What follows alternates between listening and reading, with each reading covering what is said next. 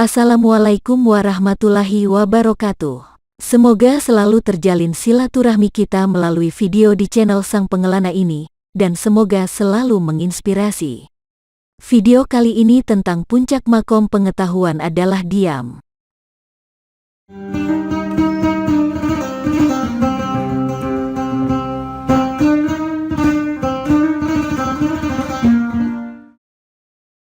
Permintaan terberat yang tidak dapat dipenuhi oleh Nabi Musa alaihi salam manakala bersama Nabi Khidir adalah diam.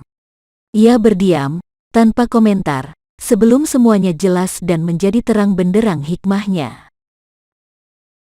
Nabi Musa adalah nabi bagi Bani Israel, seorang yang paling berilmu di masanya. Sampai-sampai suatu ketika Nabi Musa ketika berdakwah di hadapan kaumnya, ada di antara kaumnya yang bertanya, "Siapakah orang yang paling berilmu saat ini, wahai Musa?"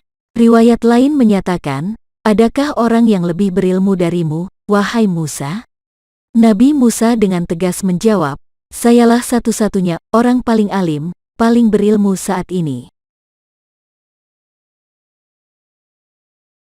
Tak lama kemudian, Allah Ta'ala menegur Nabi Musa bahwa masih ada yang lebih berilmu, seseorang yang memiliki ilmu laduni yang berada di antara dua pertemuan antara air laut dan air tawar.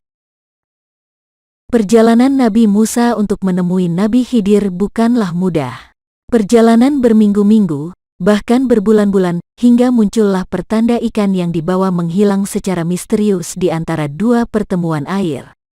Tanpa disadari oleh Nabi Musa dan seorang pendampingnya yang menurut sebagian mufasir adalah Yusya bin Nun yang kemudian nantinya diangkat sebagai salah seorang nabi Bani Israel. Singkat cerita, dimulailah pengembaraan ilmu di antara dua orang nabi itu dengan beberapa ujian kelayakan bagi Nabi Musa diterima sebagai murid Nabi Khidir. Setelah sebelumnya ada dialektika di antara keduanya di mana Nabi Musa bernegosiasi agar diterima sebagai murid dan Nabi Khidir semula meragukannya. Walhasil, akhirnya Nabi Khidir tidak mensyaratkan apa-apa, terkecuali hanya meminta Nabi Musa agar diam tanpa komentar sebelum semuanya telah dijelaskan secara terang benderang di balik hikmah dari setiap kejadian. Nabi Musa sepakat. Dimulailah perjalanan pertama, di mana Khidir mengajak Musa ke tepi pantai, lalu meminjam perahu milik seorang nelayan miskin. Tanpa sepengetahuan si pemiliknya, setelah usai dipergunakan Khidir melobanginya hingga perahu itu rusak. Hal itu membuat Musa terheran-heran dan tidak bisa menahan diri untuk berkomentar.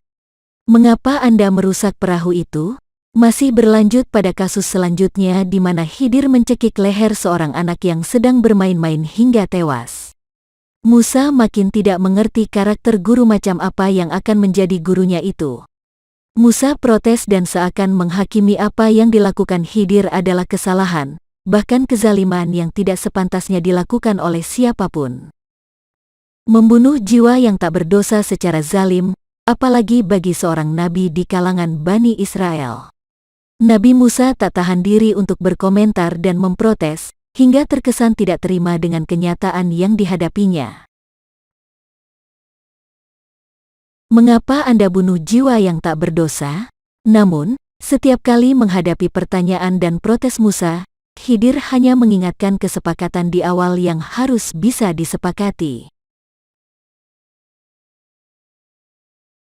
Mau tak mau, Nabi Musa pun harus menerima kenyataan yang di luar nalar dan logika pengetahuannya itu. Ujian terakhir yang dilakukan Khidir ini, ternyata hanya hal yang sangat sederhana, tidak penuh misterius seperti dua kasus peristiwa sebelumnya. Yaitu membantu membetulkan dinding yang telah roboh pada sebuah rumah tua yang lama ditinggalkan. Itu saja, namun, justru hal ketiga inilah yang merupakan klimak dari pengembaraan itu. Musa tidak mampu untuk tidak berkomentar apa gerangan yang dilakukan oleh lelaki misterius di hadapannya yang telah Allah karuniakan berbagai lautan ilmu hikmah padanya. Apa jawaban Khidir pada Musa? "Inilah akhir perjumpaan antara diriku dan dirimu." Akhirnya, Khidir menyingkapkan semua hikmah dari setiap peristiwa mulai perahu milik nelayan miskin yang dirusak. Ternyata hikmahnya adalah penyelamatan dari perampasan Raja Zalim yang merampas semua perahu yang masih bagus kondisinya. Pembunuhan seorang anak itu juga dalam rangka penyelamatan terhadap orang tuanya yang soleh, yang kelak akan menjadi petaka bagi keduanya.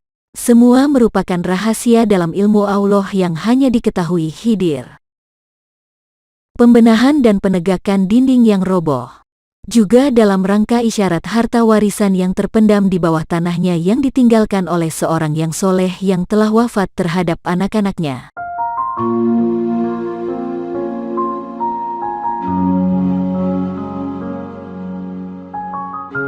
Nabi Musa yang tidak memahami kedalaman ilmu Khidir cenderung tidak bisa diam untuk tidak bertanya. Kisah ini bukan sekedar kisah pengajaran di dalam Al-Quran untuk kisah masa lalu, tapi merupakan itibar untuk umat hari ini. Betapa banyak kita akan temui orang-orang yang senang berkomentar dan selalu senang mengomentari setiap peristiwa apapun yang dilihat dan didengarnya. Seakan komentar itu menunjukkan betapa banyaknya pengetahuannya. Padahal, belum tentu demikian adanya. Padahal dalam perjalanan makom keilmuannya selanjutnya, manakala ada orang yang memilih untuk lebih banyak diam, lebih banyak merenung, mengamati dan memperhatikan hikmah di balik setiap peristiwa dan kejadian yang terjadi di sanalah sesungguhnya puncak ilmu akan diketahui.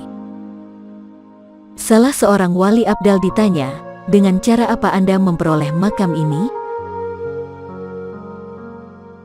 Dijawabnya dengan cara banyak diam dari berkomentar dan berkata-kata yang tidak berfaedah. Ketika seseorang telah menyadari kelemahan dirinya, maka dia akan terdiam. Manakala seseorang telah terpukau pada keindahan dan keelokan Tuhannya, maka membuatnya akan terdiam. Diam adalah puncak dari pemahaman.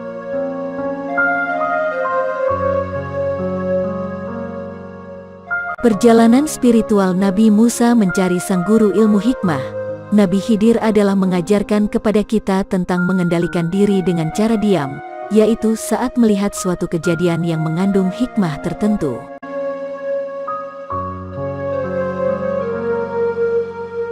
Demikian video singkat tentang ilmu diam. Bahwa ilmu diam itu adalah puncak level pengetahuan bagi seorang pencari kesejatian ilmu. Wallahu a'lam bishawab.